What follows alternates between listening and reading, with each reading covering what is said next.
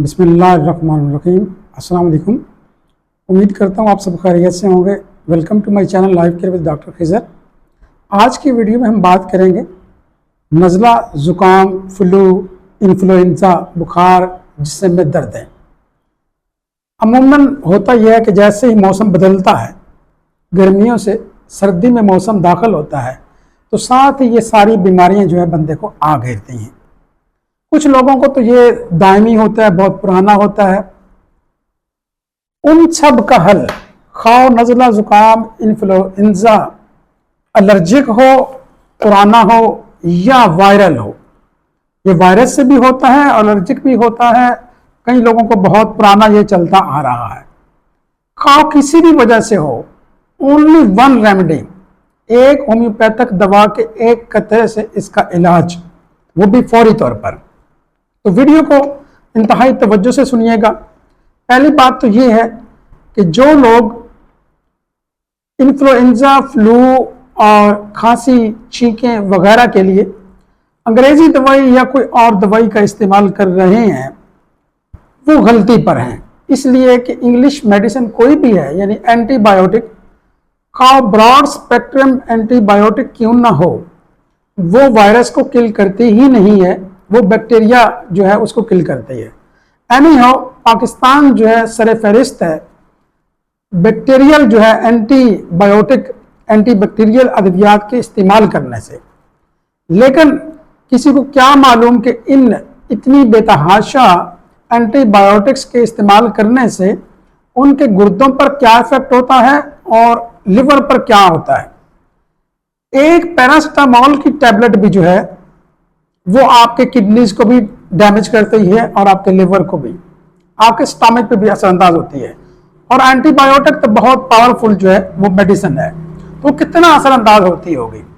लेकिन हम रिलीफ लेने के लिए पैरासिटामोल यानी पैनाडोल, जो एक परचून फरोश से भी मिल जाती है, वहां से लेके या तो खुद खा लेते हैं या डॉक्टर के पास चले जाते हैं और सेट पैटर्न पर एक अद्वियात होती है कि वो एंटी एलर्जिक दे दी और साथ कोई पेन किलर दे दी, तो एंटीबायोटिक देकर मरीज को फारिग कर दिया और मरीज जो है वो कहता है मुझे रिलीफ मिल गया क्योंकि डॉक्टर ने कहा कि एक हफ्ते में आपका ठीक हो जाएगा।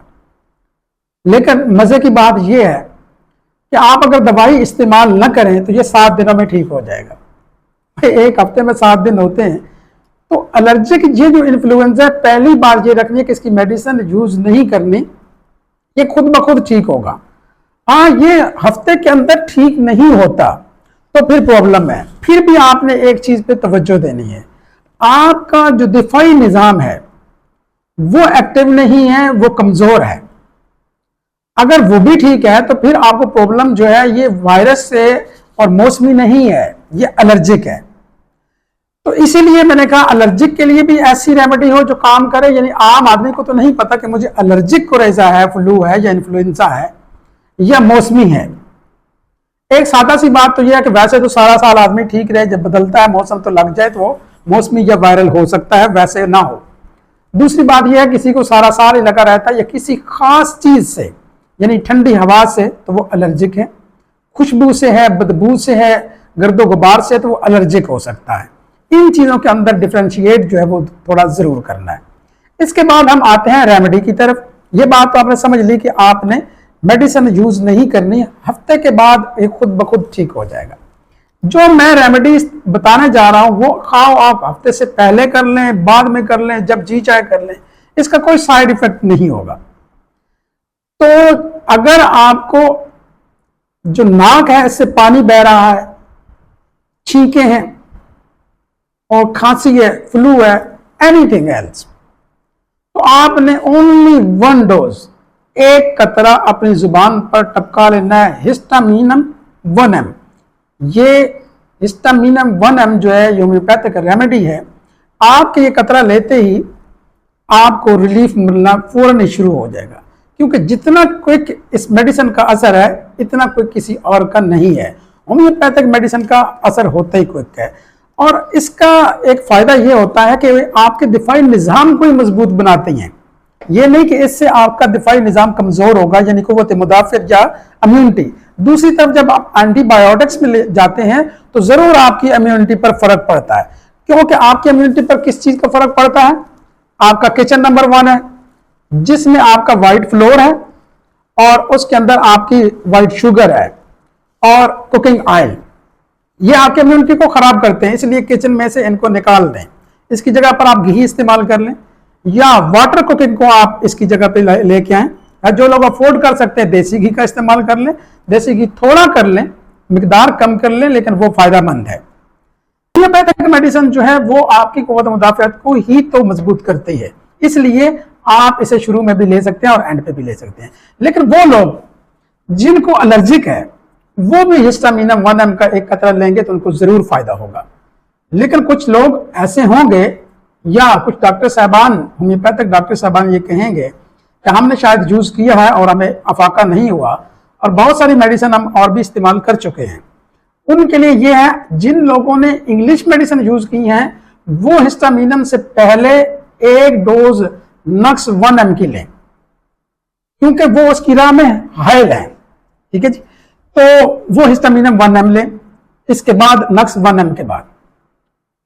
और जिन लोगों का उन्होंने दवाइयां तो नहीं ली इतनी ज्यादा, लेकिन उनका एक विरासती जो है साथ चला आ रहा है, तो हिस्टामिनम 1 से ठीक नहीं हुआ, तो देन आपने क्या करना है कि इसकी राह में हायल रुकावट के लिए इंटरकोरेंट रेमेडी जो है वो यूज करनी है, जो कि आपके ट्यूबरकुलिनम है। ट्यूबरकुलिनम जो है 1 में आपने ये यूज करनी है और ओनली इसका भी सिंगल ड्रॉप या एक ही डोज आप डिस्पेंस कर सकते हैं इसके शुगर ऑफ मिल्क में या पानी के 1 चम्मच में नीम गर्म पानी और 3 कतरे मिलाकर आप इसे ले सकते हैं।